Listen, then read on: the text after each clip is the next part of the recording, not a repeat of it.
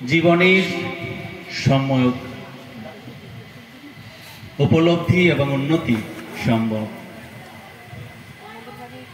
সন্ত দৃশ্যন্তি চক্ষুংসি বহিরর্ক সমুত্থিত দেবতা বান্ধবা শান্ত শান্ত আত্মাহমেব চ।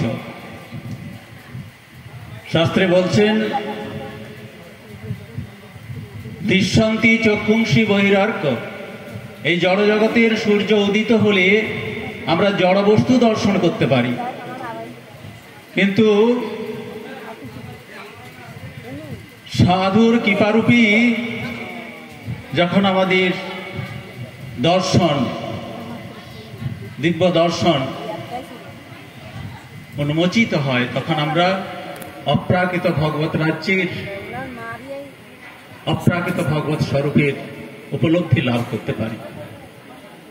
সেজন্য সাধুকে দেবতা বান্ধবা সন্ত বলছেন। সাধু হচ্ছেন দেব দুর্লভ, দুর্লভ দুর্লভ মন্যে বৈকুণ্ঠ প্রিয় দর্শনম। বৈকুণ্ঠ থেকে আগত মহাজনগণের দর্শন অত্যন্ত দুর্লভ। সেই জন্য শাস্ত্রী বারবার বলেছেন সাধু সঙ্গ সর্বশাস্ত্রী কয়, লবমাত্র সাধু সঙ্গে সর্বসিদ্ধি হয়। এই সাধু সঙ্গের সুযোগ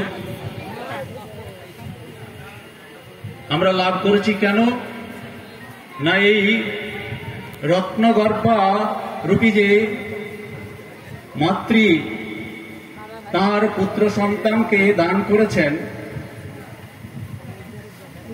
পূজ্যপাদ যাচক মহারাজ,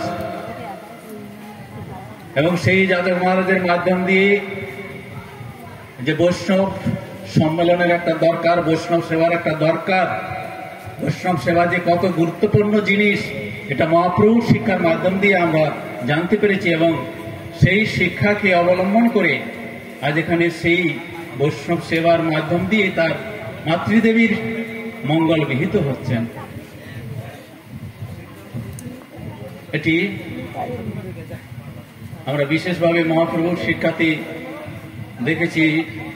রঘুনাথ দাস গোস্বামী প্রভু তিনি বৈষ্ণব সেবা করার পর নিত্যানন্দ প্রভুর কৃপা লাভ করে মহাপ্রভুর সান্নিধ্যে পুরীধামে যাওয়ার সুযোগ লাভ করলেন। এই বৈষ্ণব সেবা এক বিশেষ গুরুত্বপূর্ণ জিনিস, যেখানে আমাদের পারমার্থিক উন্নতি সংসাধিত হয়ে থাকে।